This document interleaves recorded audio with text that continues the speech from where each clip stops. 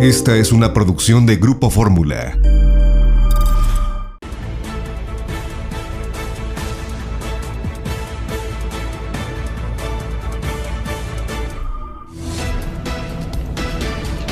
Grupo Fórmula presenta José Cárdenas Informa. En más de 120 frecuencias de radio en México y cadenas asociadas en Estados Unidos y Centroamérica. Telefórmula en los sistemas Easy, Sky, Total Play, Megacable y otros sistemas vía satélite. José Cárdenas Informa. Todas las noticias, todas las voces. Bienvenido a Grupo Fórmula. Hoy, martes 5 de octubre, abrimos la conversación con todas las noticias, todas las voces. El Partido Revolucionario Institucional en el Poder Legislativo está entre la espada y la pared. Primero en la Cámara de Diputados y luego en el Senado. Hay una aparente contradicción. La postura del PRI en San Lázaro, en la Cámara de Diputados, es de apertura, por llamarlo de alguna manera, a aprobar la reforma eléctrica que plantea o que ha planteado ya el Poder Ejecutivo, el presidente López Obrador, y en la Cámara de Senadores la voz de Claudia Ruiz Massieu suena y suena fuerte, dice: aquí nos vamos a oponer a esa reforma. Sin embargo, sus pares en la Cámara Baja, es decir, los representantes populares, dicen: no, es cuestión de ver, es cuestión, no hay prisa, a nosotros, dice Alejandro Moreno, pues no nos va a presionar nadie. Eso de nadie está en veremos, porque hoy por la mañana el presidente López Obrador desde Veracruz dijo: al PRI le ha llegado un momento de definición. O son salinistas o son cardenistas, pero no hay de dos sopas, o una u otra. Y hay por el otro lado Jorge Romero, el dirigente o el coordinador parlamentario del PAN en San Lázaro, le ha dicho a sus socios priistas que también es hora de definirse y que si no van en congruencia en la oposición a la reforma eléctrica, entonces lo de la Alianza Va por México, pues va, pero va a chupar faros, porque dice: no, aquí es cuando o somos de una pieza o somos o no somos. Jorge Romero, el del PAN, le dice a los priistas: señores, si quieren que la alianza electoral prosiga, hay que cumplir con la alianza legislativa y hay que estar en la misma sintonía, en la misma frecuencia. Así es que le digo, en este martes 5 de octubre, al PRI por todos lados le aprieta el zapato, por más que ellos digan que no hay quien los presione y que no se van a dejar, apurar por ninguna de las partes. Pero este tema de la reforma eléctrica y su futuro ya es un tema muy caliente en San Lázaro. Vamos a estar ahí con Maru Rojas, que tiene todos los detalles de lo que han dicho, no solamente los coordinadores partidistas en San Lázaro, también los líderes nacionales de los partidos, le digo, PAN y PRD, diciéndole al PRI: aguas, aguas. El Senado diciendo: el PRI no va. Y en San Lázaro el PRI diciendo: tranquilos, tranquilos, es cosa de ver. Tendremos todos los detalles de esto en un momento más. Y también vamos a escuchar el análisis, vamos a platicar con Leo Zuckerman en sus minutos de opinar sobre este asunto, sobre el de la reforma eléctrica y toda la presión política que le está metiendo a San Lázaro, al PRI, de manera muy, muy particular. Hoy martes también vamos a estar con Alfredo Domínguez Muro, su dedo en la llaga deportiva. Ya viene el Gran Premio de Fórmula 1 de Turquía, pero eso quizás es lo de menos. Ya viene el Gran Premio de Fórmula 1 de México y hay noticias. Está lo de Checo Pérez, que va a probar su RB07, el de Red Bull, sobre Paseo de la Reforma, a la altura del Monumento a la Revolución. Aquello se va a poner para los aficionados, que va a haber, no son pocos, ya lo veremos en las imágenes, pero bueno, ahí estará Checo Pérez ya dentro de unas semanas rodando, porque el Gran Premio de México es prácticamente dentro de dos grandes premios, el de Turquía, uno más, y el de Austin, y luego aterrizan acá en México. Pendientes, por supuesto, con Javier Giles por las inundaciones en Querétaro. También pendientes con el ingeniero Alberto Hernández Unzón, el meteorólogo de Grupo Fórmula, para que estemos sobre aviso. Y le adelanto las cifras COVID para este martes 5 de octubre. Como lo dijimos ayer, los lunes siempre van a la baja. Martes, miércoles y jueves, por desgracia, se nivela. Hoy está reportando la Secretaría de Salud 790 defunciones en las últimas 24 horas y 7,682 nuevos casos de COVID en el periodo más reciente. Comencemos ya con los detalles de la información. El saludo, por supuesto, mío, de Carlos Urdiales, en nombre de José Cárdenas, titular de este espacio, y en nombre de los técnicos, de los rudos y de todos los que hacemos posible este espacio informativo, con la invitación de siempre para que nos acompañe a partir de este momento y hasta las 8 de la noche, tiempo del centro, y se entere usted de los temas relevantes. Relevante lo que dijo hoy el presidente López Obrador desde Veracruz en su conferencia mañanera. Le dice al PRI, señores, momento de definiciones. Ahora que presentamos la iniciativa para fortalecer a la Comisión Federal de Electricidad, pues el PRI tiene una oportunidad para definirse. ¿Va a seguir con el salinismo como política o va a retomar el camino del presidente Cárdenas, del presidente Adolfo López Mateos, el camino que trazaron estos dos grandes presidentes de México? Esos dos grandes presidentes de México priistas. Le digo que los líderes nacionales de los partidos y los líderes parlamentarios de los partidos tienen posiciones que contrastan y que invitan a pensar que va a haber tensión en los próximos días ahí en San Lázaro. ¿Sí o no? Maru Rojas, ¿cómo estás? Te saludo con mucho gusto. Tú muy pendiente de todo lo que se está discutiendo y de lo que no se está discutiendo, pero que también por lo mismo es noticia. ¿Cómo te va, Maru? ¿Qué tal? Muy buenas noches. Fíjate que hoy fue un día monotemático aquí en el Palacio Legislativo de San Lázaro. 27 de septiembre de 1960, hace 61 años, se nacionalizaba la industria eléctrica. Hoy fue el tema de la efeméride en el Pleno y ya sabes, los ánimos se encendieron a tal grado que cada coordinador de bancada vino hasta acá a aclarar cuál era la postura de cada uno de los partidos representados en San Lázaro en torno a esta reforma, la del presidente, la que ha reunido a los coordinadores y presidentes nacionales de partidos, sobre todo de la Alianza por México. Ayer en una comida, los dirigentes nacionales y coordinadores de PRI, PAN y PRD, aquí lo dijeron, estuvieron hablando de cuál va a ser esta postura y todos coinciden, incluso Morena, que primero debe haber un parlamento abierto. Para el PRI, este parlamento abierto, Carlos, debe ser tipo como fueron los debates presidenciales, es decir, que se transmitan en televisión abierta a toda la población para que la población sepa cuáles son los pros y los contras. ¿Cuál es la esencia de esta reforma, además de muchas otras, de no permitir tanto la inversión extranjera que hablan los morenistas de que sí se permite en un 46%? Pero también se habla del litio que podría o no explotar nuestro país. Hay una empresa china en Sonora que es la única que hoy está explotando este material, pero que a la larga, por los acuerdos firmados que tiene nuestro país con el mundo, para llegar a unas metas de energías limpias en el 2030, la Agenda 2030, se tiene que usar necesariamente el litio.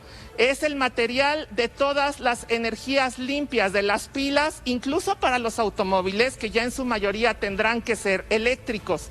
El litio solo se explota por una empresa china en Sonora, que podrá seguir explotando, pero no comercializando según lo que marca esta reforma, y por eso el tema del litio que va y viene.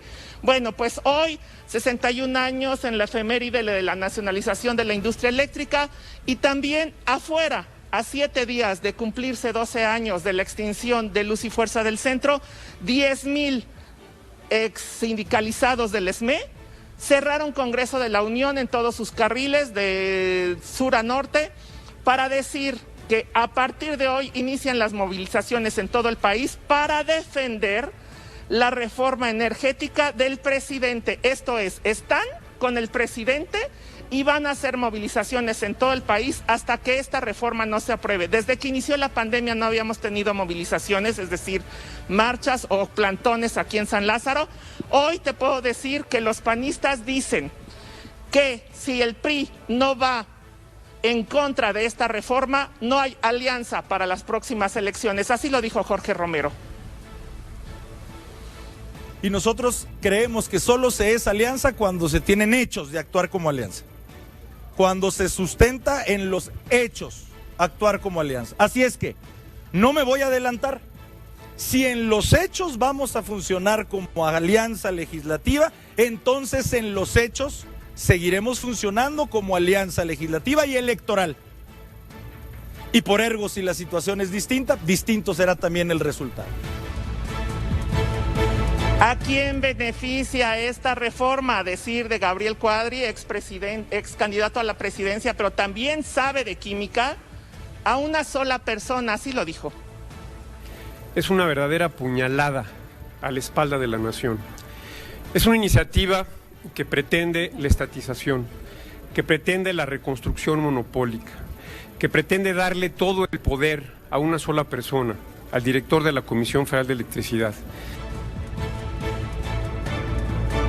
Pero el fiel de la balanza, que es como reconocen todos, es el Partido Revolucionario Institucional, dice primero el debate, primero que la gente sepa qué se está aprobando, para que también la gente sepa cuál es la reforma que funciona. La hoy vigente que se aprobó apenas iniciado el primer año de gobierno de Enrique Peña Nieto, o la reforma que propone el presidente. Aquí estuvieron el coordinador de los diputados del PRI, que es además presidente de la Junta de Coordinación Política, Rubén Moreira, y el dirigente nacional, que es diputado federal, Alito. Ellos explicaron que estar en contra de la actual reforma es estar a favor de la de Enrique Peña Nieto, pero primero se debe de saber por qué, que a ellos no les corre prisa y no van a entender las presiones del presidente que llegan desde Palacio. Así lo dijo Alejandro Moreno. Claro que nosotros hemos fijado una postura. La postura es el debate y la discusión, el análisis, la reflexión. Quienes han presentado su postura, pues nosotros la respetamos. Qué bueno, en los parlamentos tendrán la oportunidad de volverlo a hacer, de discutir, de confrontar. No nos corre prisa a nosotros.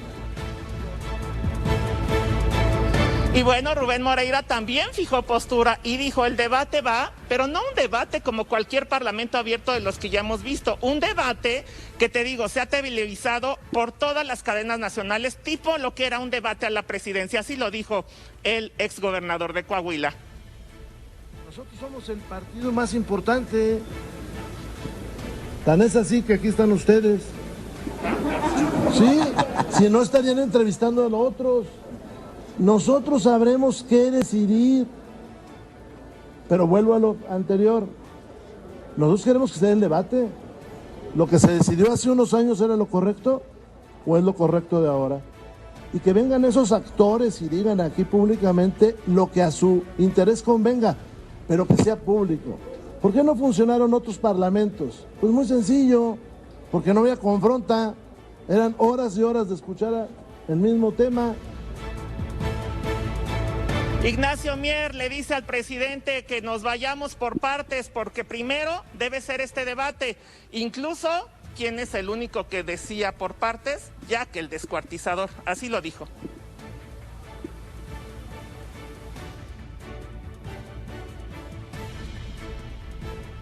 A ver, parece que tenemos ahí un problema, Maru, con el audio, con este insert.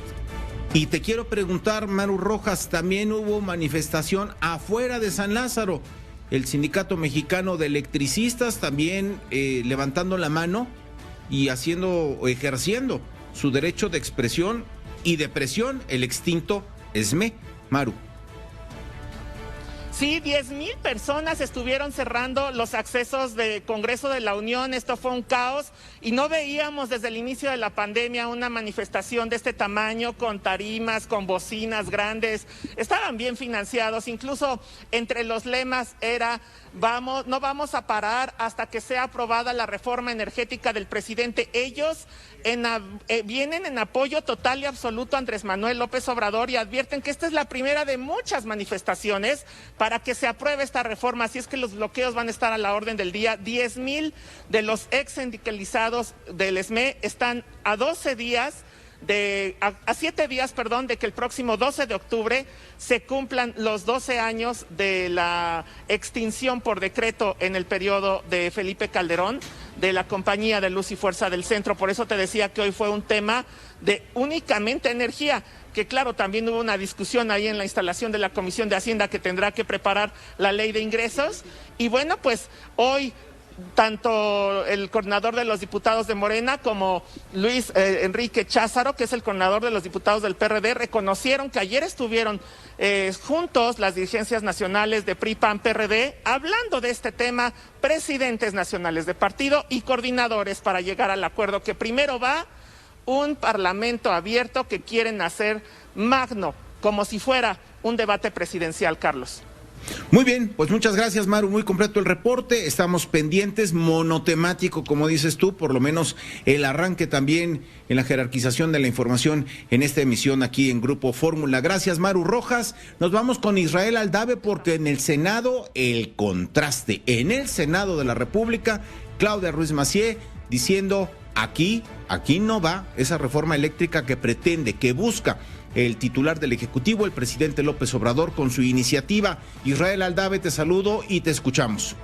Sí, así es, Carlos. ¿Qué tal? Gracias. Muy buenas tardes. Fíjate que a diferencia de esta indefinición, ya lo escuchábamos por parte de los diputados federales del PRI en torno a esta iniciativa de reforma constitucional en materia eléctrica impulsada por el presidente Andrés Manuel López Obrador. Aquí en el Senado, Carlos, tú lo adelantabas, la situación es muy diferente. Los priistas tienen una postura muy fuerte y clara, vamos a llamarlo así, y es que Claudia Ruiz Massieu, integrante de este grupo parlamentario, aquí en la Cámara Alta, deja en claro, Carlos, que desde ahora su grupo parlamentario no va a apoyar esta iniciativa de reforma constitucional porque dice es un poco rara, además de un retroceso, y advierte la priista, Carlos, que de aprobarse esta iniciativa como la envió el jefe del Ejecutivo mexicano, pues caería una lluvia de amparos, no solamente en materia de inversiones, sino también porque se violarían los distintos tratados y acuerdos comerciales que tiene firmado nuestro país con el mundo,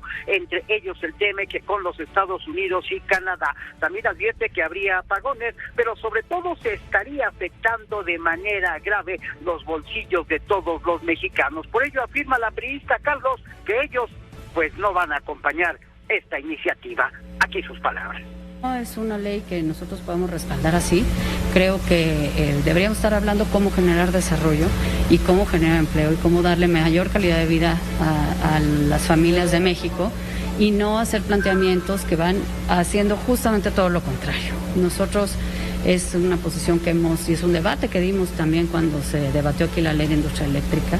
Hablamos de las razones por qué no se puede apoyar este modelo y ahora se plantea a través de una reforma constitucional que pues que no vemos, por lo menos yo muy claramente, con ninguna simpatía y no la podríamos respaldar. Allí está, Carlos, como te lo comentaba, fuerte y claro, dice Ruiz Massieu que no podemos acompañar esta iniciativa por parte del presidente Andrés Manuel López Obrador. Y es más, Carlos, la propia pues también exdirigente nacional del Instituto Político del Revolucionario Institucional dejó en claro que se modificaron los estatutos de este partido para permitir la participación de privados en el sector energético de nuestro país. Por ello afirma que los priistas, por congruencia con sus estatutos, pues tienen que rechazar esta reforma. Muy a diferencia, como te lo comentaba, Carlos, de lo que ocurre allá en el Palacio Legislativo de San Lázaro. Aquí los integrantes del llamado bloque de contención, PRI, PAN, PRD y Movimiento Ciudadano, aunque dicen también que van a apoyar que se lleve a cabo este debate en Parlamento abierto, pues todos y cada uno, aunque por separado, Carlos, dejan en claro que no van a apoyar esta reforma eléctrica impulsada por el presidente Andrés Manuel López Obrador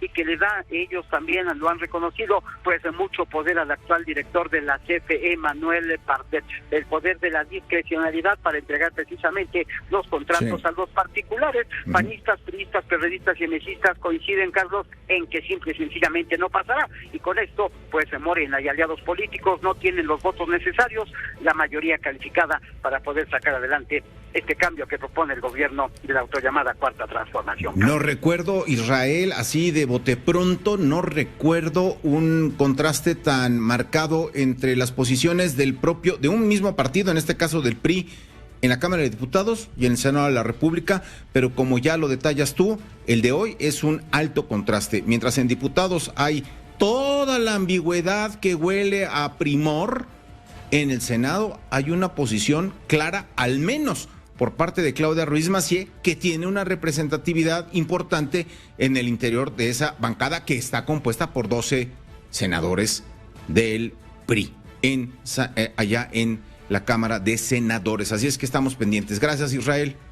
A tus órdenes, Carlos. Buenas tardes. Muy buenas tardes. Mencionaba Israel lo que mencionaba Ruiz Massieu, hablando del impacto económico. Bueno, pues el Consejo Coordinador Empresarial también alza su voz y dice: esa reforma va a traer un alud de denuncias, de litigios por quienes hayan sentido o quienes verán afectados sus inversiones por un cambio de reglas sobre la marcha, un cambio de leyes distintas a cuando los invitaron a participar, a invertir en la industria de generación eléctrica. Voy contigo, Jenny Valencia. Tú has estado muy pendiente de esta reacción y otras más en donde dice el Consejo Coordinador: esta reforma por ningún lado, a diferencia de lo que dice el presidente, que a todos conviene, menos a los machuchones, pues ya salieron los machuchones a decir, pues no conviene, Jenny.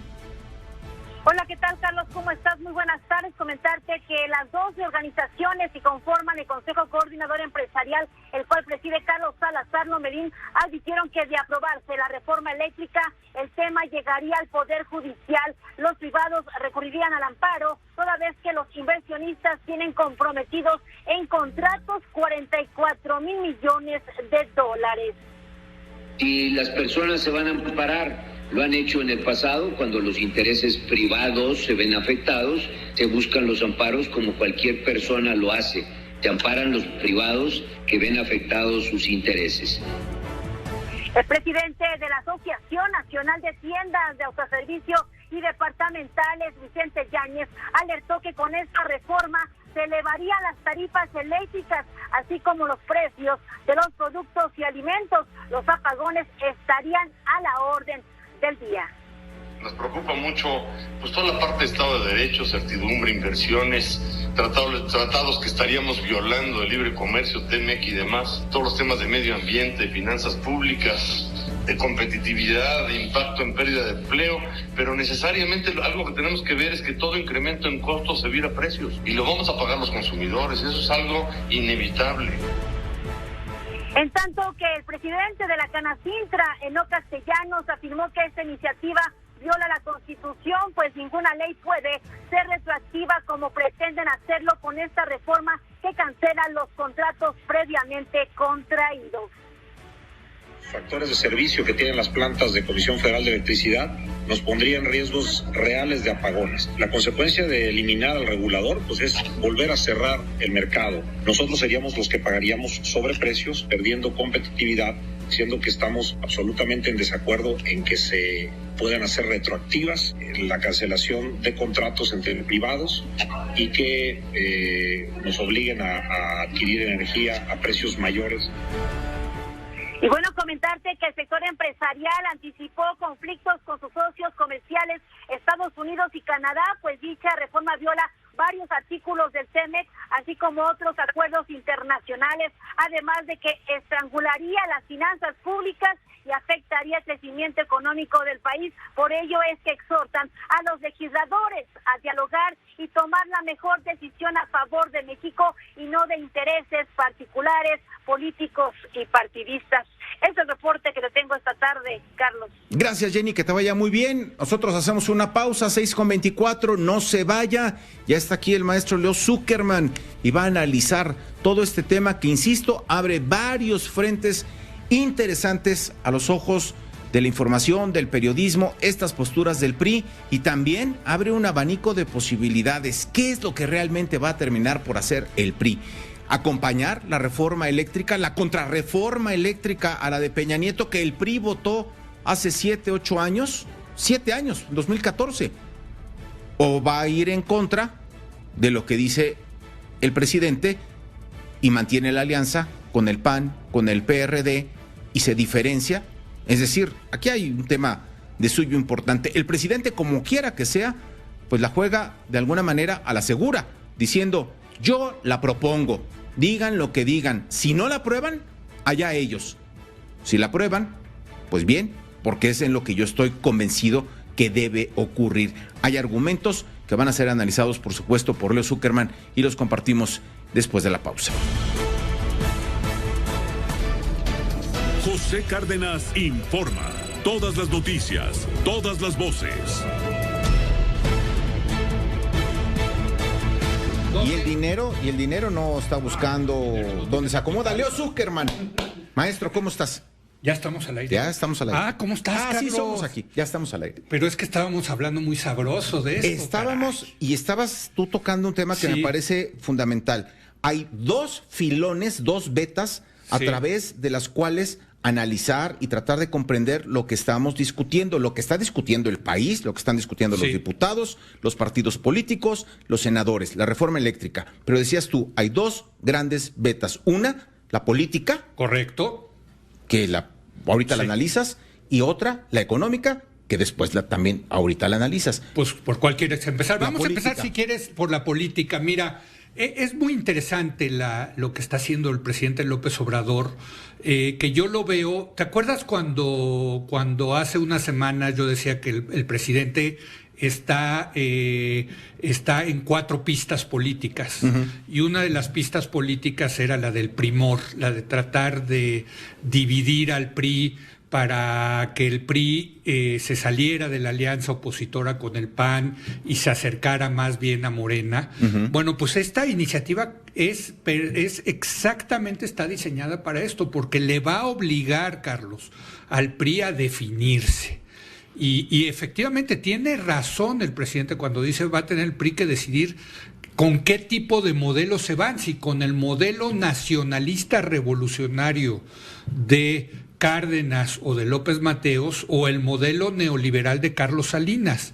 Mira, yo aquí quiero recomendarle al público un librazo, hay que decirlo, que salió en 1981 de Carlos Tello Macías y Rolando Cordera, que se llama México, la disputa por la nación. Este libro tiene 30 años, Carlos. Y hace 30 años ya estos dos autores decían, a ver, la lucha en México es entre estos dos proyectos.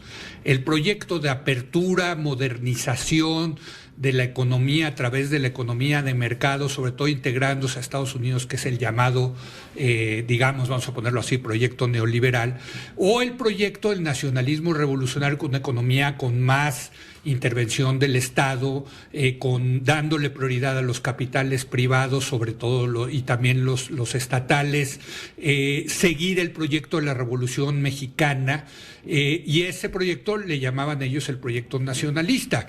Todavía te quiero decir, y tú lo recordarás, el 1 de septiembre de 1982, este libro se escribió en el 81, en 82, 1 de septiembre, en medio de la crisis económica, ¿qué hace el presidente José López Portillo? Nacionalizar, estatizar la banca. Es decir, todavía tenías un presidente que estaba bajo el modelo del nacionalismo revolucionario. Pero entra unos meses después Miguel de la Madrid, el país está en ruinas y ahí empieza el proyecto neoliberal que durante mucho tiempo llevaron a cabo los priistas. A ver, 1981, esa disyuntiva que resuelve, ya sabemos cómo, José López Portillo, eligiendo a Miguel de la Madrid como su sucesor, era aquella que planteaban desde inicios del sexenio de López Portillo, un sexenio muy tormentoso en materia económica, con la abundancia del petróleo, la quiebra del petróleo, con aquel pleito en el gabinete entre Julio Rodolfo Moctezuma Cid, su secretario de Hacienda, y Carlos Tello Macías, secretario de Programación y Presupuesto. Y las opciones sucesorias de José López Portillo eran o Miguel de la Madrid o Javier García Paniagua. Y todavía cuenta López Portillo en mis tiempos, sus 2 tomos de libro, diciendo, yo evalué que si el problema era económico, pues ahí iba a estaba. ser don Miguel. Si el problema era político, iba a ser don Javier. Y ya sabemos lo que pasó. Bueno, pero estamos hablando de esa época. De esa época. Pero yo te diría, todavía fue más evidente la lucha de estos dos proyectos en la sucesión de 1988, donde Miguel de la Madrid decide que el candidato sea Carlos Salinas, del proyecto neoliberal, los jóvenes, porque eran chavitos, hay que decir, los 30 y tantos años tenía esa 38, generación, 39. ¿no? Entonces se va por Salinas, ¿y qué pasa? Dentro del PRI hay una verdadera disidencia de gente como Cuauhtémoc Cárdenas y Porfirio Muñoz Ledo, que acaban saliendo, porque ellos son los nacionalistas, y acaban saliendo a fundar el PRD, que a la postre Andrés Manuel López Obrador se unió a ese proyecto, ¿no? Y salió del PRI y se fue al PRD y luego formó Morena. Pero dentro del PRI, ¿quién fue uno de los perdedores también? Dentro de la sucesión de 1988, Manuel Bartlett Díaz, que era parte del proyecto nacionalista y que hoy es el que está mandando esta iniciativa dirían los clásicos, ya caigo. No, es que esto tiene una gran historia, es la disputa por la nación. Sí, con dos proyectos y visiones opuestas. Y en el centro de esto, Carlos, está el PRI. El PRI que efectivamente con esta iniciativa se va a tener que definir si finalmente regresa a sus orígenes del nacionalismo revolucionario o se queda en lo que ha sido en los últimos 30 años, que es el partido que ha promovido la modernización, la liberación, la apertura económica. Esa es la diferencia entre lo que está diciendo, por ejemplo, la senadora Ruiz Massieu y lo que están diciendo algunos diputados en el PRI de, bueno, vamos a checar a ver si no, etcétera. El PRI, esto es una crisis de identidad para el PRI que va a tener que resolver. Ahora, si Andrés Manuel López Obrador consigue que el PRI se vaya con ellos hacia el proyecto nacionalista y pasa la reforma constitucional en materia eléctrica, va a ser una gran victoria para el presidente, no tengas dudas, porque el mensaje es muy claro, que se acabó ese proyecto neoliberal y la gran mayoría de la clase política nacional está a favor del proyecto nacionalista. Pero si el PRI no va con el Morena, pues también gana el presidente. A ver, en el si va, déjame decirte algo, habría muchos corazones priistas que estarían de acuerdo con la contrarreforma, que nunca estuvieron de acuerdo con la reforma de 2014. Pero nunca han estado de acuerdo con el proyecto neoliberal, Carlos. Ese es mi punto. Yo creo que en México hace falta un libro que explique la relación compleja que hubo dentro del PRI entre los tecnócratas neoliberales, ¿no? Y digamos, los que seguían teniendo el corazón ideológico del nacionalismo revolucionario. Nunca fue una relación fácil, Carlos, nunca. Siempre tuvieron ahí los presidentes que estar negociando y estos. Acuérdate que, mira, Carlos Salinas, que dicen es el neoliberal, Carlos Salinas cuando se negoció el TLC original, dejó afuera el sector energético. Sí. ¿Te acuerdas? Sí. Dijeron, aquí no entramos, ¿no? Ese no se toca. Ese no se toca. ¿Por qué? Porque sabía que no tenía el apoyo dentro de su partido para hacer una apertura. Acababa de pasar el sindicato de Pemex, la Quina, etcétera. O sea, era un momento la cuerda muy. El presidente supo hasta dónde estirar la liga. Y así tuvieron que hacerlo. O sea, siempre ha sido una relación muy, muy dura entre los tecnócratas neoliberales del PRI y los nacionalistas del PRI. Entonces, esta es la crisis de identidad. Te decía, si gana el presidente y logra traerse al PRI ¿cómo se llama? Al proyecto nacionalista revolucionario, gran victoria para el presidente. Pero si no, Carlos, también sale ganando el presidente. ¿Por qué? Pues porque va a dividir al PRI y porque va a lograr algo que para él es muy importante, que es a partir de ahora todo va a estar todo se tiene que leer también en el 2024. Y lo que quiere el presidente es llegar a una competencia en el 2024 de dos polos. ¿Cuáles son esos dos polos? La disputa por la nación, Carlos. Regresamos a 1981. Regresamos a el libro de Carlos Tello Macías y de Rolando Cordera de si México se quiere ir por el proyecto de apertura, de economía de mercado, de liberalización, de ser una potencia comercial global, o un país cerrado, un país que defienda sus recursos a través de monopolios naturales, en fin. Son dos visiones del mundo. Yo tengo que decirlo, y aquí la gente lo sabe, yo estoy a favor del proyecto más neoliberal y más de apertura. A mí, más tecnocrático. Más tecnocrático, yo no tengo dudas al respecto, pero respeto mucho a los que piensan diferente como yo. A ver, ya no me hagas caso. Entonces, ahí lo que te digo es que y por eso concluyo, Carlos, para mí esta es la reforma más importante de este sexenio. Ya no me hagas caso, pero pensando en lo de Carlos Salinas de Gortari, simplemente dejo en el imaginario el tema de Luis Donaldo Colosio. Yo no sé si Luis Donaldo Colosio era la creación, la fabricación de un político híbrido, es decir, para Carlos Salinas de Gortari, en que dijera, tiene la mezcla perfecta de tecnócrata y de político nacionalista revolucionario. Ahí la dejo. Ahora, tenemos ya pocos minutos, pero está la otra beta. Déjame nada más para meter un poquito más de historia. En la elección del año 2000, los políticos del nacionalismo revolucionario se movieron en el PRI, metieron candados para que ya no siguieran los tecnócratas neoliberales. Y entonces el PRI tuvo que lanzar en el año 2000 a Francisco Labastiva, que estaba más cercano, yo creo, que al proyecto nacionalista que al proyecto neoliberal.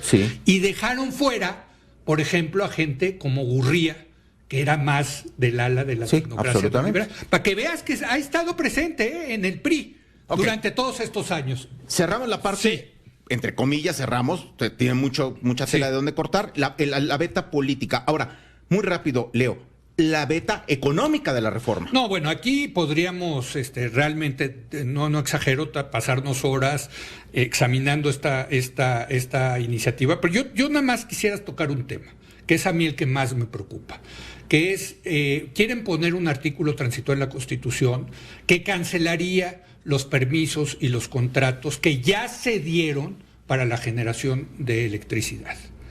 Esto me parece que es lo más preocupante, Carlos, porque está afectando los derechos de propiedad de todos aquellos mexicanos y extranjeros que han invertido miles de millones de dólares en la generación de electricidad y que les van a cambiar las reglas del juego. Y esto está demostrado empíricamente en la economía, que cuando un país no respeta los derechos de propiedad, tiende a tener un crecimiento económico más lento. Inhibe. Claro, porque la gente no es tonta, la gente sabe, escucha las señales y dice, mira, en ese país me están cambiando las reglas, yo le invertí, no sé, voy a inventar $100 millones para una planta eólica, me la jugué en México con estas reglas y ahora me van a cancelar ese permiso y ese contrato y voy a depender del señor Bartlett a ver si me lo da y a qué precio y cuándo sube mi energía a la red de transmisión de la CFE. Pues no. Ya no es un terreno firme donde pisar. Ya es un terreno. No, los derechos de propiedad son fundamentales en una economía capitalista de mercado. Punto. Y esa es una factura que se paga más allá de mi periodo. Totalmente, porque, digamos, esto va a afectar a la siguiente administración en términos de confianza de los inversionistas. Es confianza, ¿no? Porque, a ver, yo lo quiero decir con toda claridad. Si cancelan estos permisos y estos contratos de electricidad, mañana pueden venir y decir también se cancela la concesión de Radio Fórmula, porque consideramos que este es un sector energético, estratégico. O mañana le pueden quitar a América Móvil su concesión de telecomunicaciones. O mañana a las escuelas privadas les pueden retirar sus permisos de operación. Rompes el paradigma, toda la lógica de vida, la rompes. Pues quien quiera escuchar esa señal que le escuche, pero por eso para los empresarios esto es un tema delicadísimo. Porque, insisto, te lo pongo así, mañana a los que tienen una propiedad, un departamento, un condominio, una casa, una bodega, pues mañana el gobierno puede decir, ¿sabes qué? Tanto así. Bueno, te voy a decir cuál es la diferencia. Que la Constitución dice que te pueden expropiar en cualquier momento por causa de utilidad pública y mediante indemnización. O sea, sí te pueden decir, yo por eso nunca quiero encontrar petróleo en mi casa, porque sé que ese día pues ya me la expropian. No, pero te tienen que pagar. Te tienen que pagar mediante indemnización. Aquí es peor que una expropiación, yo te voy a decir, lo de los permisos y contratos de electricidad. De acuerdo. Porque no va a haber indemnización. Entonces no es una expropiación, es, en buen español, una confiscación. A ver, pero también López Obrador, el presidente, desde que era jefe de gobierno, ha jugado mucho a pisar esos linderos y ha tenido de repente estos atisbos como de me atreveré a mucho y de repente como diciendo, a ver, tranquilos, vamos a platicarlo, vamos a sentarnos con el ingeniero. Puede ser que hayan puesto, yo no lo dudo que ponemos de acuerdo. Hayan puesto este artículo para negociarlo después y que el PRI se pueda poner la medalla. Si apoya Le quité filo. Le quité, salvé los permisos y los contratos que ya existían. No lo dudo. Y puede ser.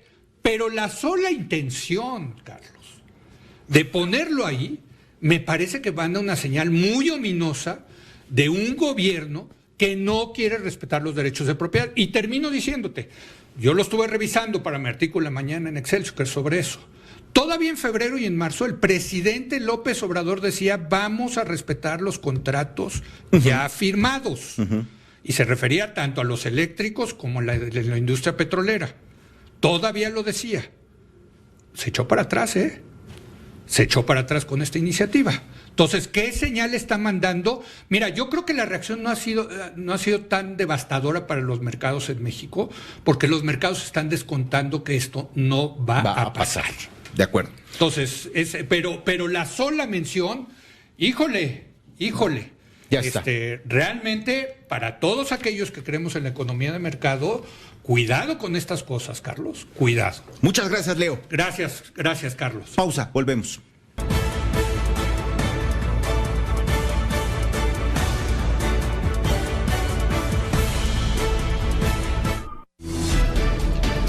José Cárdenas informa. Todas las noticias, todas las voces. Informan las autoridades de Protección Civil y de Gestión Integral de Riesgos del Estado de México y del municipio de Tlalnepantla que concluyeron la demolición de 11 casas afectadas luego del derrumbe de una ladera en el Cerro del Chiquihuite. Estos hogares fueron catalogados con daños estructurales y un riesgo muy alto para sus habitantes, para sus propietarios. Agregaron que por el momento no habrá más demoliciones, fueron 11 las casas. Y en Querétaro, Javier Giles, enviado especial de Grupo Fórmula, con el reporte de las afectaciones por las severas inundaciones. Yo no sé, Javier, allá lo que tú has pulsado, lo que has registrado en términos informativos, pero quizá históricas inundaciones para esta zona de San Juan del Río, allá en Querétaro. ¿Cómo estás, Javier? Te escuchamos con atención. No, está como pausado el teléfono, se cortó.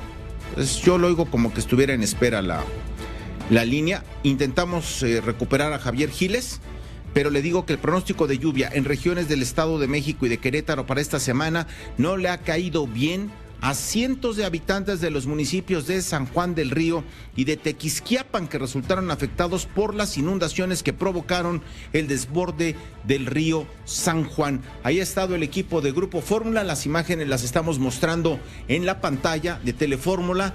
Insisto, inundaciones muy severas que hicieron de plano imposible la normalidad en la cotidiana vida, en el empleo, en fin, en las escuelas. Son imágenes que ilustran el tamaño de lo que están enfrentando los queretanos en esta región. Javier Giles, te saludo.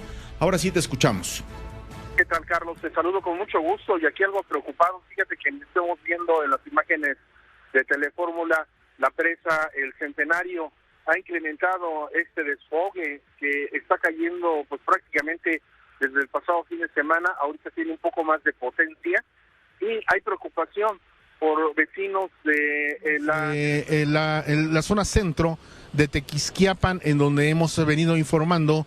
Hoteles, villas y algunos comercios y casas pues han sido inundados por las grandes cantidades de agua. También los vecinos de algunas colonias de San Juan del Río están algo preocupados. No es tanto porque esté lloviendo aquí, Carlos, sino que es el derrame que proviene de las presas del Estado de México, también de los cerros que colindan con el estado de Querétaro, y esto ha aumentado el cauce en la presa que estamos viendo, pues se está incrementando el agua en el río San Juan, por lo que, podría complicarse en las próximas horas. Protección Civil está muy pendiente sobre todo de la seguridad de los vecinos de muchas colonias, también tanto de Tequisquiapan como de San Juan del Río, para auxiliarlas en su momento. También estuvimos hace unos momentos allá en San Juan del Río, en donde pues sigue las calles húmedas.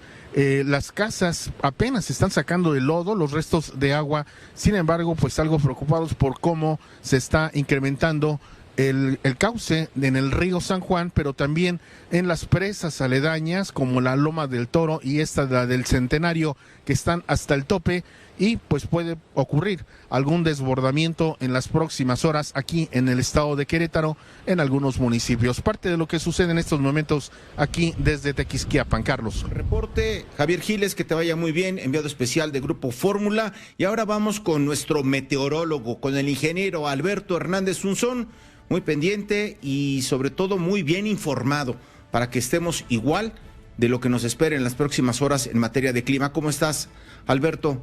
Buenas tardes. Muy buenas tardes, Carlos. Bueno, tenemos ya la actividad de tormentas, no solo en el Valle de México, sino también se reportan algunas inundaciones en el estado de Jalisco, lluvias muy fuertes en Michoacán, en Colima, en Guerrero, por esta zona de inestabilidad y una onda superior en la región occidente y centro del país. Y el Frente Frío número 2, Carlos, está generando lluvias importantes también en Veracruz, en Puebla, en Tabasco, en Oaxaca y en Chiapas. En la península de Yucatán también la parte delantera de este sistema frontal está generando fuertes chubascos, sobre todo en la zona de Mérida, los vientos muy fuertes en el sur de Veracruz y la zona del Istmo y Golfo de Tehuantepec por arriba de los 60 kilómetros por hora. Para las próximas horas, muy atentos, sobre todo en dos sectores, Carlos, lo que es Tabasco, que se esperan lluvias muy fuertes en la región de la costa y también la región poniente del estado de Tabasco, y en la zona de Guerrero, lluvias importantes también desde Acapulco hasta la frontera con Oaxaca. Así que las próximas horas serán importantes por este temporal de lluvias asociado al Frente Frío número 2, pero muy atentos, Carlos, del 10 al 13 de octubre, por segundo día consecutivo, los modelos de pronóstico indican la posible formación de un ciclón tropical en el Pacífico, y sobre todo atentos en Guerrero, Michoacán, Colima y Jalisco, así como por las bandas que pudieran generar 12-13 de octubre en Guanajuato, en Querétaro y el Valle de México, Carlos. Muy pendientes. Muchas gracias, Alberto. Un abrazo, buenas noches. Otro para ti, muy buenas noches. No se vaya, después de una pausa continuamos, ya hay Premio Nobel de Física, le cuento al regreso. Su opinión es importante. Twitter, @José Cárdenas 1. Facebook, José Cárdenas.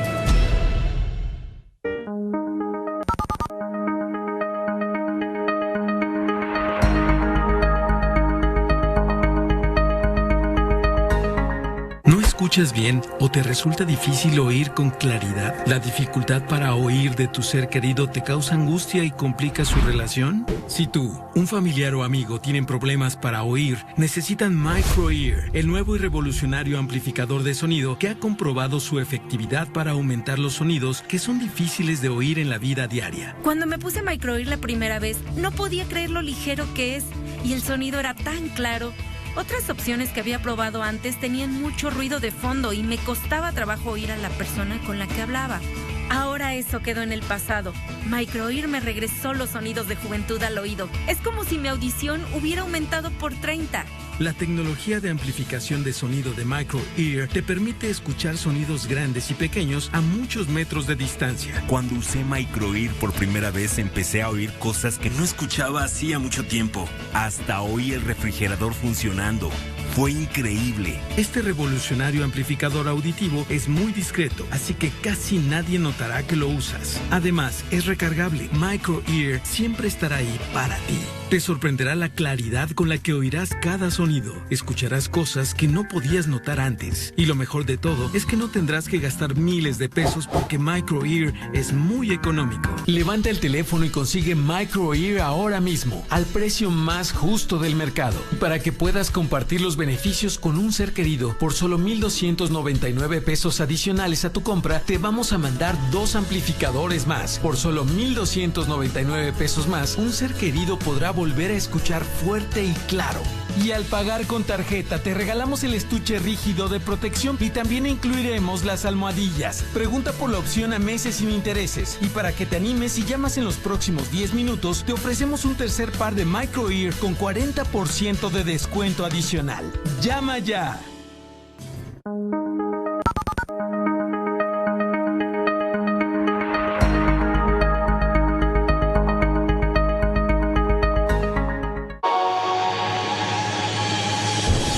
Muchas cosas en mi vida en los últimos 15 años han cambiado. Mi shampoo Crece también evolucionó, pero mi amor a él sigue creciendo, así como mi pelo. Me brinda hidratación, cuerpo, sedosidad y brillo. Gracias a su fórmula con ingredientes 100% naturales que lo han posicionado como el número 1 en los hogares de los mexicanos. Con Crece Femme, mi pelo no se cae. Crece más rápido, más abundante, con brillo, sedoso, con más cuerpo. No importa cuántas veces cambie su color o si lo agredo con planchas con secadoras. Mi shampoo Crece siempre lo protege.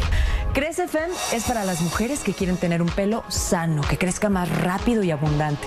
Por eso, jamás dejaré mi Crece Femme. Mi esposo y mis hijos también usan Crece Max para tener un pelo más fuerte, combatiendo y ayudando a evitar la caída. Es el shampoo para toda la familia. ¿Quieres un pelo más largo, más radiante? Con Crece, sigue creciendo. En los 90 años de Fórmula, ellos son los líderes que abren la conversación. Él es Marcos Martínez. Quiero felicitar a toda la familia de Grupo Fórmula y de manera especial a Rogelio y Jaime Azcárraga, grandes amigos de la Bolsa Mexicana de Valores, y me llena de satisfacción poder celebrar los 90 años de su gran empresa, por el 90 aniversario de Grupo Fórmula. Felicidades de nuevo, Grupo Fórmula. Grupo Fórmula, 90 años en evolución. Hey Garza celebra 5 años compartiendo lo mejor de las tendencias y estilo de vida con los Trend Lovers. Por más años abriendo la conversación. José Cárdenas informa. Todas las noticias, todas las voces. Por supuesto que es noticia saber que hoy el Premio Nobel de Física fue concedido a 2 expertos en la modelización física y a otro más en el desorden en los sistemas complejos. 2 viejos expertos en el calentamiento global y un teórico sobre fenómenos desordenados comparten este año el Nobel de Física. La mitad del galardón recae sobre el japonés Syukuro Manabe y el alemán Klaus Hasselmann. La otra mitad sobre el físico italiano Giorgio Parisi, cuyo trabajo es fundamental para comprender sistemas físicos complejos ligados al estudio del clima. Parisi ha urgido a los líderes mundiales a pensar en las generaciones futuras y actuar frente al cambio climático. El que la hace la paga, Mark Zuckerberg, luego del apagón ayer de casi 7 horas, desciende en la lista de los más ricos del mundo. Facebook se recupera luego que sus principales servicios como Instagram, WhatsApp y Messenger sufrieran un masivo corte. El gigante de las redes sociales atribuyó la interrupción a un cambio en la configuración de los servidores que coordinan el tráfico entre sus centros de datos. Esto se produce en un momento delicado para la firma de Mark Zuckerberg, tras las revelaciones de una ex trabajadora sobre las prioridades de la compañía. Y una y otra vez Facebook prefirió hacer lo que es mejor para sus intereses y ganar más dinero.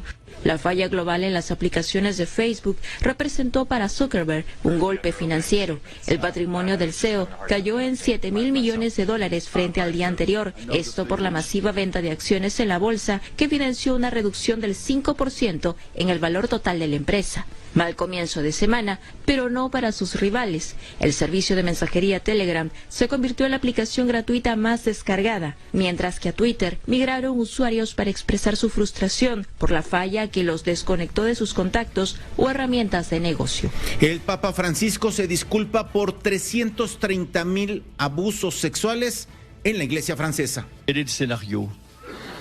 Este es el momento en el que una comisión independiente entregó al presidente de los obispos de Francia el informe que le había encargado sobre los abusos en este país. El texto incluye datos terribles. Revela que desde 1950, de los 115.000 sacerdotes y religiosos que había en Francia, entre 2.900 y 3.200 abusaron de unos 216.000 menores. El número de víctimas de estos 70 años ascendería a 330.000 si se incluye a los laicos que trabajaron en instituciones de la Iglesia. Los obispos adelantaron al Papa algunos elementos del informe durante su reciente visita ad limina, pues incluye 45 propuestas a la Iglesia para reconocer el dolor de las víctimas y facilitar las denuncias. Aunque los abusos que aparecen en este informe jurídicamente están prescritos, los obispos estudian cómo hacer justicia con lo ocurrido. José Cárdenas informa.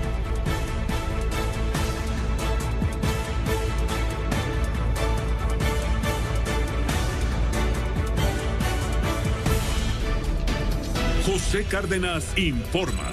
Todas las noticias, todas las voces.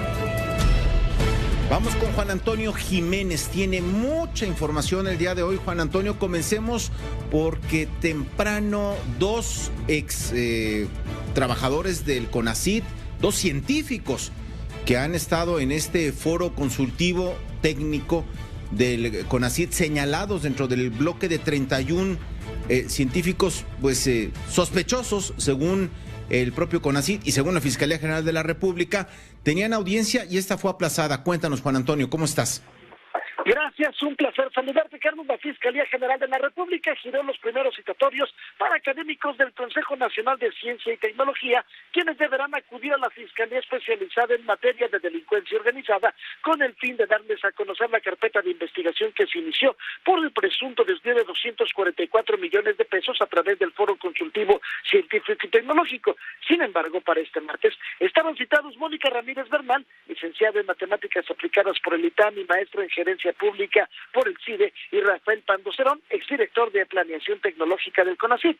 Pese a ello, su comparecencia va a tener que ser reprogramada debido a un posible brote de COVID-19 entre el personal que tienen a su cargo la indagatoria. La representación social federal tomó esta determinación debido a que uno de los fiscales presentó síntomas de coronavirus, por lo que se realizó una prueba, la cual resultó a fin de cuentas negativa. Ante la sospecha de un caso COVID, la institución prefirió aplicar el protocolo interno debido a la pandemia. Gabriela Dutrey Dielus, excoordinadora del Foro Consultivo, y Patricia Zúñiga, exsecretaria del Foro Consultivo, son citadas a declarar para el día de mañana. En tanto, Julieta Güeña Parga y José de Jesús Franco López, excoordinadores del Foro, deberán acudir el próximo jueves 7 de octubre. Sin embargo, todavía está la duda si se están aplicando todos estos protocolos por el COVID, de que alguien pudo haber estado contagiado, a ver si lo reciben también el día de mañana o también se les vuelve a reprogramar, o bien, en el dado caso, si se les dé a conocer a ellos la carpeta de investigación que hay en su contra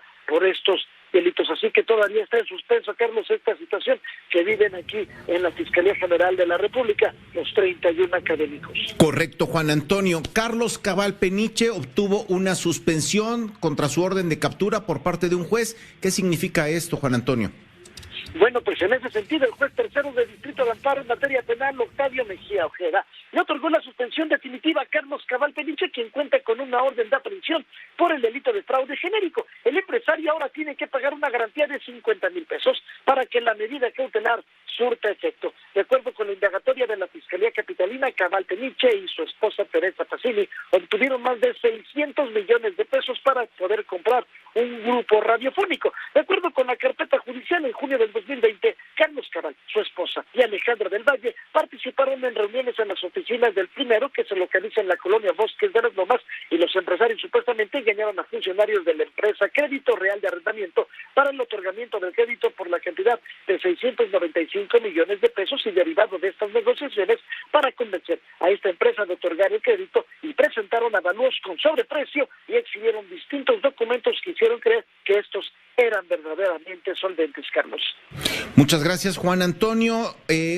Sobre Rosario Robles, bueno, no Rosario Robles, yo no sé qué tan cercano es este exfuncionario, 2014, Cedesol, pero fue aprehendido y ya fue vinculado a proceso por su probable participación en la estafa maestra. Así es, en el caso precisamente de José Antolín Orozco Martínez, la Fiscalía General de la República informó que ya obtuvo vinculación a proceso en su contra por ser responsable del delito de uso ilícito de atribuciones y facultades. Esta persona era funcionario de la entonces Secretaría de Desarrollo Social y está muy ligado a la estafa maestra. Hay que destacar que a finales del mes pasado la Policía Federal Ministerial logró la aprehensión de este sujeto que fungía como director general de Geoestadística y Padrones de beneficiarios. Posteriormente se llevó a cabo la audiencia inicial de imputación y vinculación a proceso por hechos consistentes en que esta persona probablemente contrató de manera ilícita servicios con recursos públicos. En dicha diligencia, la defensa solicitó que hay en nuestro país. El impartidor de justicia resolvió no otorgarle la suspensión definitiva al calificarlo como improcedente. Como se recordará, la Unidad de Inteligencia Financiera realizó el bloqueo de cuentas e inclusión a la lista de personas bloqueadas en cumplimiento a compromisos de carácter internacional para la prevención de la comisión o continuación del lavado de dinero, y por ello el juez estimó sobreseer y sobre todo negar el amparo que se estaba solicitando. Y es que México inició acciones legales para solicitar $200 millones de cuentas en Estados Unidos que tiene Genaro García Luna, y se desconoce el monto de los fondos que tenga en la República Mexicana, Carlos. Y para finalizar, Juan Antonio, el Lunares, 27 años de prisión y una indemnización para gastos funerarios. Así es, en ese sentido, la Fiscalía Capitalina obtuvo sentencia condenatoria de 27 años, 6 meses de prisión en contra de Óscar Andrés Flores Ramírez, alias El Lunares, por su participación activa en la muerte de una mujer ocurrido en la colonia Morelos. Con base en los elementos de prueba recabados en el proceso, la Fiscalía logró reforzar la acusación en contra del sentenciado, acusado por el delito de homicidio calificado. Derivado de lo anterior, el juez de enjuiciamiento dictó la sentencia a Lunares con una pena de 27 años, 6 meses de prisión, así como el pago de gastos funerarios e indemnización por más de 425,000 pesos. En la carpeta de investigación se señala que el sentenciado, junto con otra persona, llegó en julio del 2019 a un puesto de quesadillas ubicado en la calle de Jesús Carranza, donde se encontraba la víctima, y le disparó a quemarropa con un arma de fuego, provocándole la muerte de manera instantánea. Carlos, el reporte. Muchas gracias, Juan Antonio, que te vaya bien. Gracias. Bueno, pues en Morelos renunciaron, y mire que había polémica, al asesor anticorrupción del gobernador de Morelos, Cuauhtémoc Blanco, con una denuncia en curso por enriquecimiento ilícito en contra del gobernador Cuauhtémoc Blanco y de su primer círculo de colaboradores y familiares. Gerardo Becerra, asesor anticorrupción del mandatario, renunció al cargo. Pero otras voces dentro del gobierno dicen, ¿renunció? No, hombre, lo corrimos. Bueno, lo corrimos Kimosabi, lo corrió el gobernador. Liliana Sámano, corresponsal de Fórmula allá en Morelos, tú has estado muy pendiente, tienes esta historia, Liliana, cuéntanos. Carlos, te saludo con gusto y a la audiencia. Efectivamente, esta semana empezó a circular en redes sociales, en varios medios electrónicos de comunicación local del estado de Morelos, una carta asignada por quien era director general de análisis estratégico de la gubernatura de Morelos y bueno, también asesor en temas anticorrupción en carácter de ciudadano, Gerardo Becerra Chávez de ITA. Y bueno, en esta carta, que incluso tenía un membrete con su nombre, él aseguraba que presentaba su renuncia por asuntos personales y con carácter de irrevocable, por asuntos de falta de congruencia en algunos temas, no se precisó qué. Y bueno, lo que comentabas ya, Carlos, a pesar de esta carta que, insisto, se publicó en varios medios electrónicos, la realidad es que en Radio Pasillo, porque no ha habido una declaración concreta, se sabe que fue despedido por el gobernador Cuauhtémoc Blanco Bravo, al parecer sí por una discrepancia. Y bueno, en esta carta, Becerra Chávez de ITA agradecía al jefe de la oficina de la gubernatura, José Manuel Sanz Rivera, de quien dependía esta dirección gubernamental que él desde luego presidía, por todas sus atenciones, pero obviamente no dio más detalles. Hasta el momento, el propio Gerardo Becerra no ha dado la cara a los medios de comunicación ni declaraciones más profundas sobre su salida, pero insisto, en los pasillos del gobierno estatal y de primera mano se sabe que más que un despido, más que una renuncia, fue un despido de este funcionario estatal, quien se le reconoce por haber encabezado un movimiento en contra del exgobernador Graco Ramírez, una campaña muy fuerte en su contra, a la que se sumaron el obispo de Cuernavaca, y desde entonces, cuando Cuauhtémoc Blanco se encontraba en campaña, fue que lo sumó a las filas de su administración, Carlos. Muchas gracias, Liliana, que te vaya bien. Liliana Sámano, corresponsal de Grupo Fórmula en Morelos. El Baby O, abrirlo costará, ya la habíamos informado, por ahí de 40 millones de pesos. Es lo que calculan sus propietarios, Eduardo Césarman y su socio. Estoy contigo, Ricardo Castillo, de Cuadratín Guerrero, en colaboración especial con Grupo Fórmula. Adelante, Ricardo. Así es, Carlos, ¿cómo estás? Un saludo al auditorio. Efectivamente, el socio fundador de la emblemática discoteca Baby O de Acapulco, Eduardo Césarman, ha causado revuelo este martes con sus declaraciones al afirmar que la reconstrucción y reapertura del lugar costaría al menos $2 millones, es decir, aproximadamente unos 40 millones de pesos. El empresario lamentó que mucha gente haya perdido ya su empleo con el incendio del Baby O, ya que subrayó que se trata de un esfuerzo perdido de 45 años. Eduardo Césarman agradeció las distintas propuestas que ha recibido de artistas como Manuel Mijares para llevar a cabo un concierto con el propósito de recaudar fondos para la remodelación de la discoteca más icónica de México. La nueva presidenta municipal de Acapulco, Avelina López Rodríguez, ha reiterado que el incendio del Baby O es un hecho aislado y descartó que tenga que ver con presiones para su recién llegada administración, como lo señalaron empresarios locales del puerto. Así que por el momento, Carlos, la reapertura del Baby O es incierta, o por lo menos no ocurrirá durante la próxima temporada vacacional de diciembre, ya que implica pues una inversión de por lo menos $2 millones, es decir, aproximadamente unos 40 millones de pesos. Carlos. Como quiera que sea, va para largo. Muchas gracias, Ricardo. Gracias, buenas noches. Muy buenas noches, una pausa y continuamos.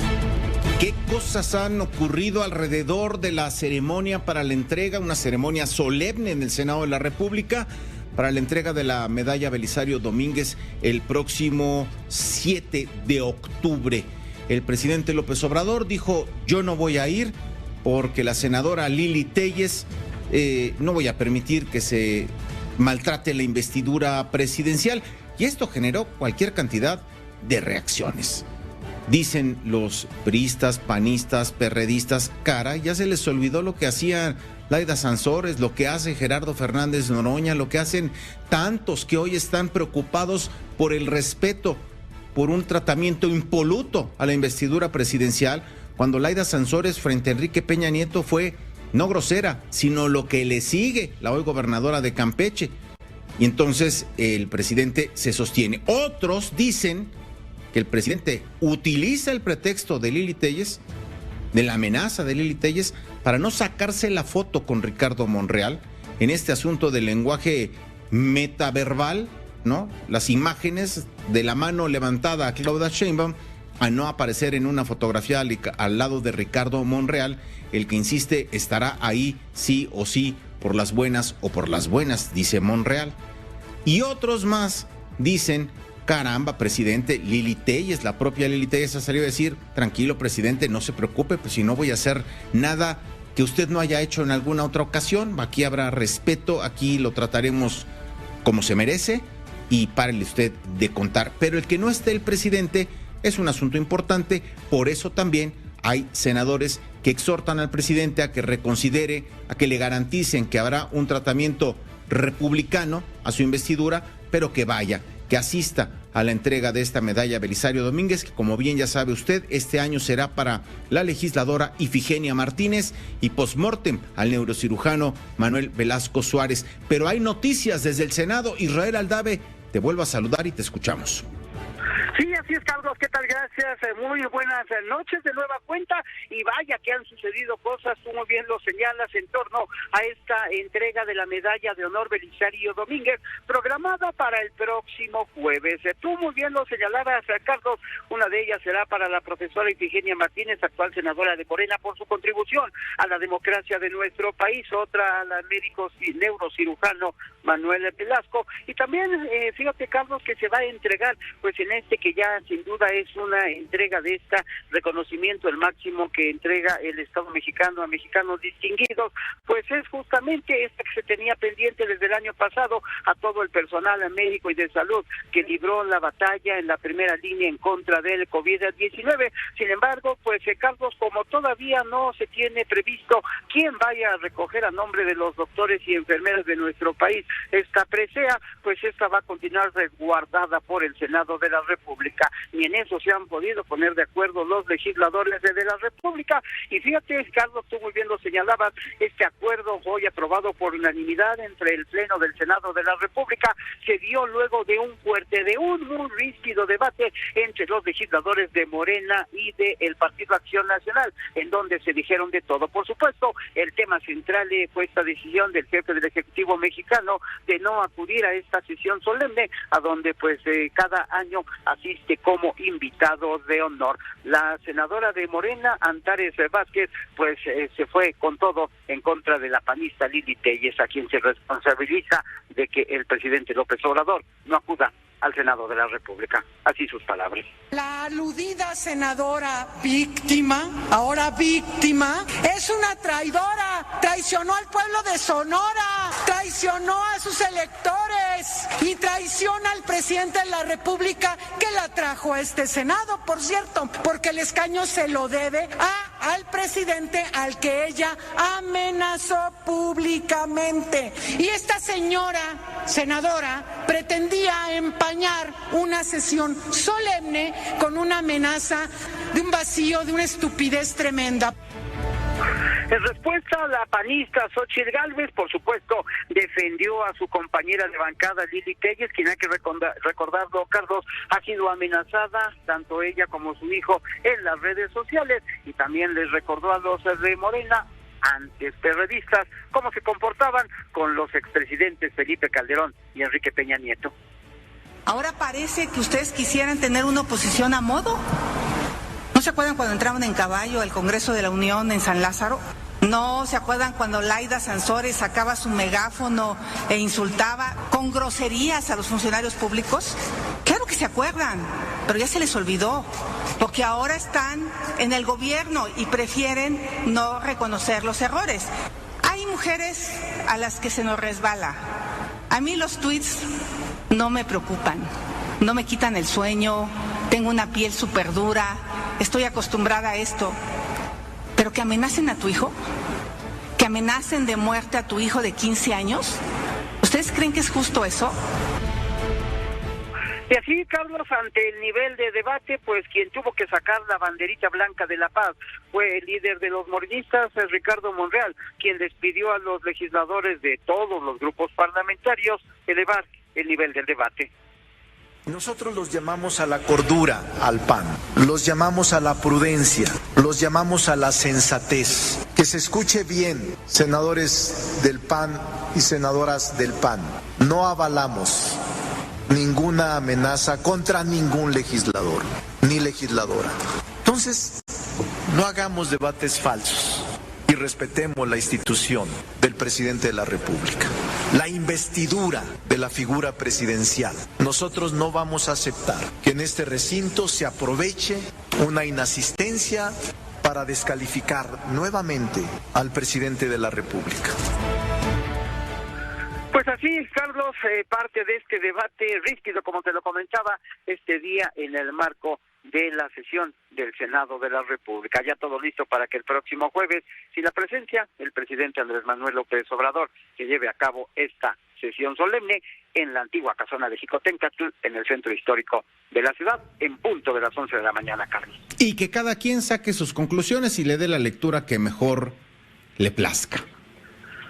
Así es, Carlos, como tú muy bien lo señalas, que cada quien pues le dé la lectura. Gracias, Israel, que te vaya bien. A tus órdenes, como siempre. Gracias, Israel. Una pausa y regresamos. Su opinión es importante. Twitter, @José Cárdenas 1. Facebook, José Cárdenas. El futuro está aquí. Hannover Messe de México y América Latina 2021. La feria industrial más importante del mundo se llevará a cabo del 6 al 8 de octubre en Poliforum León. Regístrate en www.industrialtransformation.mx. Secretaría de Desarrollo Económico Sustentable, Gobierno del Estado. Un resumen complementado con los acontecimientos más importantes de México y el mundo a lo largo del día. Un noticiero ágil, preciso, breve y cercano a su público. rompiendo con las barreras de la comunicación, bajo el estilo característico y optimista que solo un gran líder de opinión te puede ofrecer. Telefórmula Noticias con Enrique Muñoz, lunes a viernes, 22 horas, en Grupo Fórmula. ¿Siente dolor o molestias al caminar? Los juanetes, pie plano, espolones, pies hinchados o los callos hacen que sea un suplicio caminar. Llegó el momento de ver el soporte donde descansa todo nuestro cuerpo y a menudo se pasa por alto, nuestros pies. ¿A usted le molestan los pies hinchados? ¿Sufre dolor en las articulaciones al caminar? ¿Siente sus rodillas o tobillos inseguros a cada paso? ¿Encorva la espalda para equilibrarse? ¿Tiene deformaciones en los pies? ¿Los zapatos rígidos lo incomodan o maltratan? ¿Le resulta difícil calzarse o atarse las agujetas? Tal vez es el momento de reconocer que los zapatos convencionales pueden ser bonitos, aerodinámicos, elegantes o incluso para protección, pero no están diseñados pensando en los problemas de sus pies. Presentamos Gold Care, el calzado pensado y diseñado especialmente para usted. Ultralivianos, fáciles de poner, se adaptan cómodamente a la forma de sus pies, brindan total estabilidad, comodidad y seguridad. El secreto de Gold Care está en sus 4 capas diseñadas científicamente. Tejido mesh inteligente, memory foam, la espuma elástica indeformable, suela EVA amortigua perfectamente y es antiderrapante, suela de soporte que estimula puntos claves del pie. Antes, caminar era un suplicio. Hoy con Gold Care, caminar es un placer. Gold Care son de excelente calidad y mi madre se merece lo mejor. Gold Care me da la confianza y el placer de caminar de forma segura y cómoda. Con los zapatos de cuero mis juanetes me hacían la vida imposible. Gold Care es el mejor regalo que me ha dado mi hija. Pida sus Gold Care en este momento, por tiempo limitado a un precio súper especial. Si llama ahora, le damos otro par absolutamente gratis. Escuchó bien, 2 pares de Gold Care por el precio de 1. Llame ya, pida sus Gold Care y reciba 2 pares al precio de 1. Aproveche esta oferta especial y disfrute de sus mejores años dándole a sus pasos más estabilidad, seguridad y comodidad con Gold Care. Gold Care, cuida sus pies en sus años dorados. Llame ya. En Fórmula, con Enrique Muñoz, celebra 9 años manteniéndonos bien informados con lo mejor de fin de semana. Por más años abriendo la conversación. ¿Quieres saber cómo el ayudar a instituciones de caridad le sirvió a Víctor González Torres, el Dr. Simi, para salir de una severa depresión? Vea la serie Mi Vida es Lucha, sobre la vida de Víctor González Torres, martes 5:15 de la mañana por Canal 2 de Televisa y Canal 1 de Azteca, ya disponible en redes sociales y en mividaeslucha.com. Lo mejor de Ciro Gómez Leiva por la mañana. Hay muchos insultos que me hacen a través de Twitter y cuando veo quién es en Twitter, la única persona que sigue a los que me amenazan es el senador José Narro. José Narro, el senador de Zacatecas, muchos años en el PT, hoy en el círculo de Morena. Lunes a viernes, 7 horas, en Grupo Fórmula. Clasificación A. Programa apto para todo tipo de audiencia.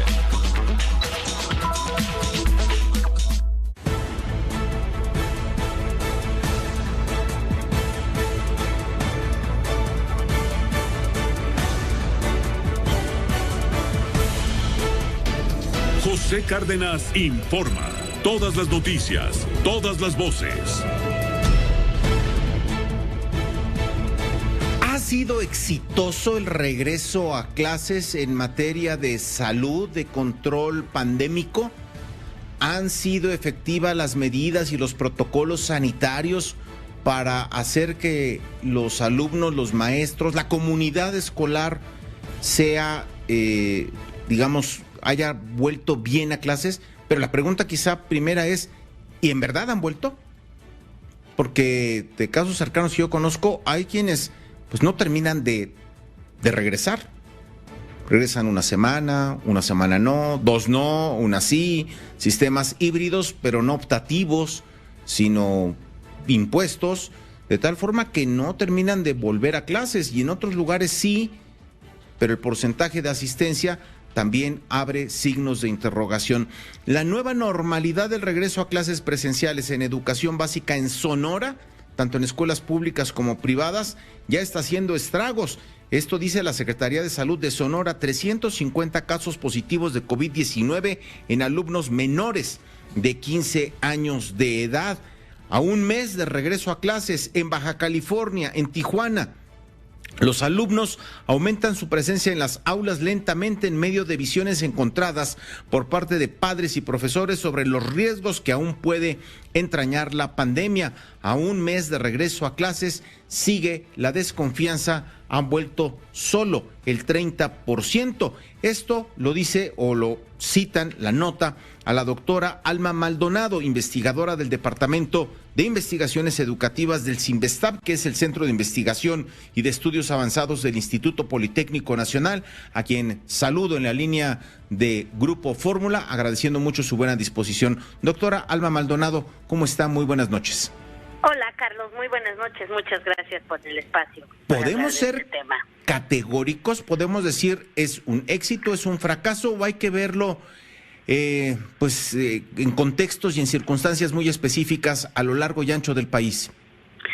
Sí, Carlos, mira, son varias cosas. En primer lugar es que necesitamos más datos, ¿no? Tú ahorita mencionaste algunos datos de Sonora, la verdad es que necesitamos mucho más información de cada estado, cómo ha estado la vuelta a clases, en qué porcentaje, las proporciones, obviamente los contagios, lo que haya sucedido. Entonces, el problema es que no contamos con una fuente de información confiable, con datos más actualizados sobre este tema de la vuelta a clases. Entonces tenemos muchas anécdotas, como bien lo señalabas, todos conocemos gente que ha regresado, que no, en fin, y también casos de contagios quizás, o escuelas que están haciendo muy bien las cosas en la vuelta a clases y escuelas que lo están haciendo mal. Entonces, me parece que la verdad es un llamado urgente a la Secretaría de Educación, porque deberíamos de tener datos mucho más consolidados, y no solo sobre la vuelta a clases,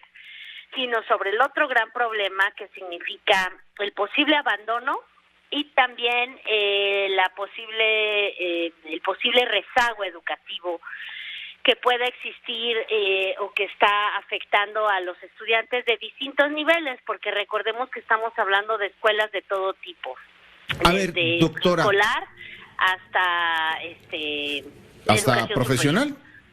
Hasta Sí, profesional, claro. Desde preescolar hasta profesional. A ver, doctora Alma Maldonado, le propongo, vamos por partes. La falta de estadística confiable, oportuna, es, yo me imagino, usted ya lo mencionó usted, la Secretaría de Educación Pública y la otra, la Universidad Nacional Autónoma de México, es decir, deberían de ser quizá las dos grandes instancias proveedoras de números, de estadística, de porcentajes, porque tendrían, pues uno se imagina los elementos, ¿no? La SEP tendría elementos para decir, en estas escuelas, los informes, ¿no?, de los comités regionales, por zona, por estados, para tener pues un dato más duro a la mano.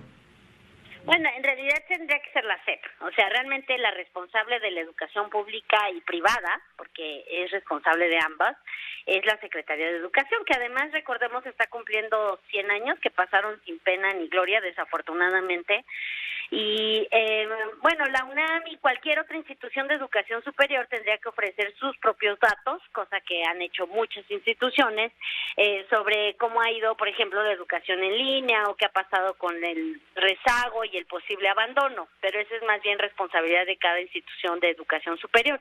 Quizás en todo caso la NUYES o la propia SEP a través de la Subsecretaría de Educación Superior, de la cual tampoco hemos visto números consolidados sobre cómo va ahorita, por ejemplo, la vuelta a planteles en el caso de las instituciones privadas de educación superior, sobre todo. Aunque vi que esta semana, por ejemplo, vuelve la Universidad de Guadalajara, que es pública, entonces tendríamos que ir viendo caso por caso cómo van las instituciones, pero en el caso de que nos ocupa, que es la educación básica, sobre todo, donde hay millones de estudiantes, millones de profesores, ahí es donde tendríamos que estar viendo mucho más claridad en los datos. También decíamos que en los últimos reportes que conocemos sobre educación por parte de los organismos internacionales, México no ha participado en ellos, lo cual es preocupante porque hubo una primera encuesta muy importante por parte de la OCDE, y en esta encuesta que quería saber cómo estaban los sistemas educativos en la pandemia, y México no participó, aunque es miembro de la OCDE, ¿no? Entonces creo que son malas señales, no nos ayuda no estar generando nuestra propia información, pero además no nos ayuda no estar participando en estos ejercicios internacionales. También se nos acaba de avisar que no vamos a participar en el Laboratorio Latinoamericano de Evaluación de la Calidad Educativa, el llamado YESE de la UNESCO, que nos daba cifras sobre cómo van el aprovechamiento y cómo están los aprendizajes, y una comparación con América Latina. Entonces estamos a ciegas, porque lo que se haga para tratar de evitar todos los problemas que está generando la pandemia, pues se hace sin información pertinente y adecuada, y creo que ese es un gran problema en el que estamos ahorita como país, y debería de ser un tema de discusión nacional. Permítame la expresión de nos estamos haciendo trampa en el solitario. No tener o postergar o no informar y no transparentar esos dos datos. Por un lado, la deserción, el abandono. ¿Cuántas matrículas, digamos, se perdieron a nivel de educación básica, a nivel medio? Y dos, el rezago. El rezago que me imagino, doctora Alma Maldonado, también es una cuestión más larga en el tiempo, que consume más esfuerzo poder medir, pero el cual, si alguien tuviera que ponerle un peso para apostar, si yo lo tuviera que hacer, pues yo apostaría que el rezago tiene que ser muy importante a nivel nacional, y también a que la consecuencia es ensanchar más la brecha de desigualdad entre los que tuvieron acceso a mejores circunstancias y contextos y los que no tuvieron, para variar. Exacto, sí. De hecho, mañana yo soy editora del blog de educación de Nexos. Invito a la gente a leer mañana un texto que vamos a sacar de un estudio que coordinó Roberto Vélez del Centro Espinosa Iglesias, porque ellos sí hacen un cálculo de cuánto se perdió en términos de escolaridad con la pandemia, y porque la respuesta gubernamental fue muy baja. Entonces vamos a poder observar mañana la diferencia que hay regional, y obviamente, como lo puede adivinar el auditorio, tú mismo, Carlos, la pérdida de aprendizaje se da más fuerte en los contextos con más desventajas, lo cual era de esperarse. Pero bueno, hay un cálculo por ahí de 2 años, 1.5, en fin, mañana invito a la gente a revisar este texto, y quizás después pueden hablar con los autores del mismo, pero esto es un cálculo, ¿no? A largo plazo también tendremos que pensar cuánto impacto de esta pérdida de que las escuelas hayan estado cerradas, de la falta de apoyos para que los docentes y las maestras estuvieran en contacto con los estudiantes, de la falta de conectividad y todo lo que ya hemos discutido todos estos casi 2 años, cómo van a afectar eventualmente en los aprendizajes y en la trayectoria escolar de toda esta generación.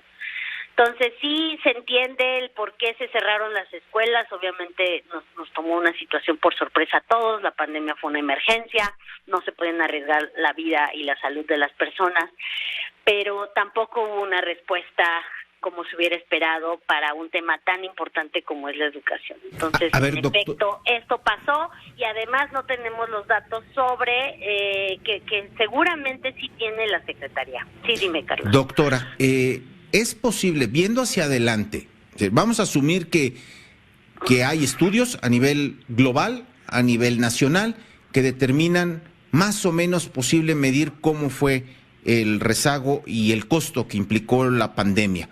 Insisto, en el contexto de cada país, México fue demasiado tiempo, según los expertos.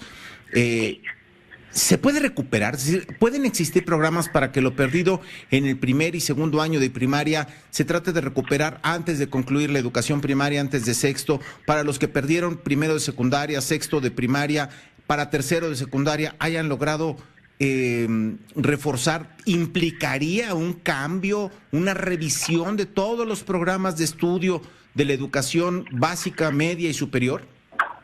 Claro que se puede recuperar, pero para ello requieres recursos. ¿no? Y el mensaje que vemos con el presupuesto destinado para la educación es muy bajo, ¿no?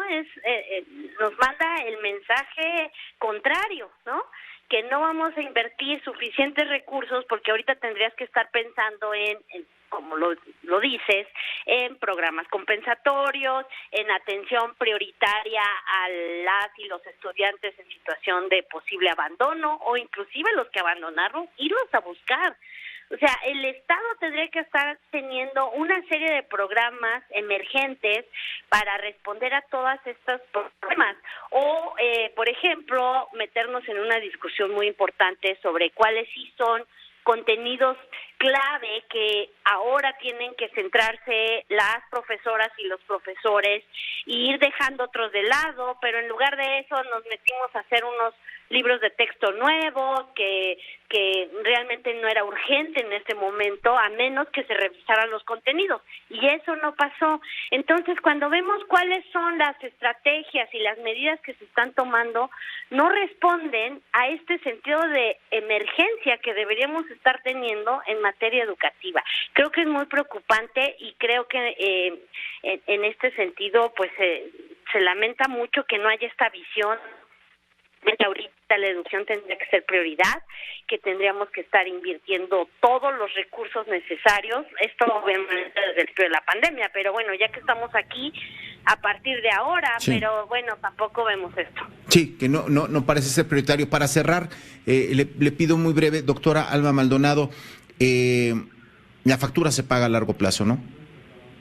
No, claro, yo creo que ese es lo más triste de este tema, que al final quienes tienen menos posibilidades, quienes no pudieron seguir su enseñanza en casa, quienes no tenían conectividad, etcétera, contacto con sus profesores o profesoras, pues más pierden, ¿no? Y creo que es muy lamentable porque la educación tendría que ser ese chance para poder emparejar un poco el piso entre quienes tienen mejores condiciones y quien no. Y ahorita en este momento la educación va a ser el factor diferenciador y solamente esta brecha se va a ampliar más.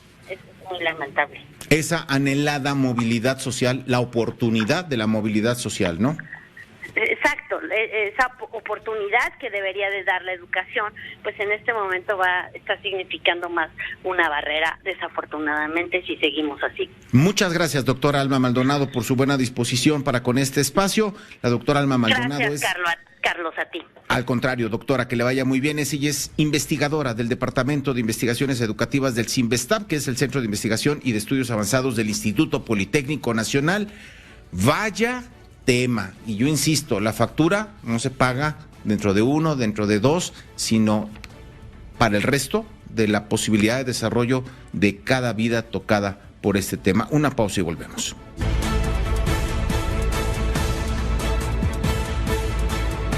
Todas las noticias, todas las voces. Se necesitan donadores de sangre, por favor, en el Hospital ABC Observatorio, aquí en la Ciudad de México, para la paciente Antonia Burguete Brindis. Ella necesita donadores de sangre de cualquier tipo, es urgente, puede ser cualquier tipo de sangre. Los teléfonos los está mirando en pantalla, es el 961-188-2250, pero para más señas, en el banco de sangre del Hospital ABC de Avenida Observatorio en la Ciudad de México. El laboratorio Johnson & Johnson o Janssen autoriza en Estados Unidos, está pidiendo una vacuna de refuerzo. Hay que recordar que la Johnson es la única vacuna unidosis que fue aplicada y ahora se está solicitando una autorización para su refuerzo. Le está pidiendo a la FDA que permita inyecciones adicionales de su vacuna a medida que el gobierno de Estados Unidos avanza hacia la expansión de su campaña de refuerzo a millones más de estadounidenses vacunados. Hasta aquí llegamos con lo importante de las noticias. A nombre de José Cárdenas, titular de este espacio informativo, soy Carlos Urdiales. Me despido a nombre del equipo, por supuesto, y la invitación para que en las frecuencias de radio se quede con Mari Carmen Cortés, Pepe Yuste, Marco Mares. Mari Carmen Cortés se escucha como si nada. Muy bien, qué bueno. Y en televisión, Leonardo Curcio. Pásela bien, hasta mañana. Esta fue una producción de Grupo Fórmula.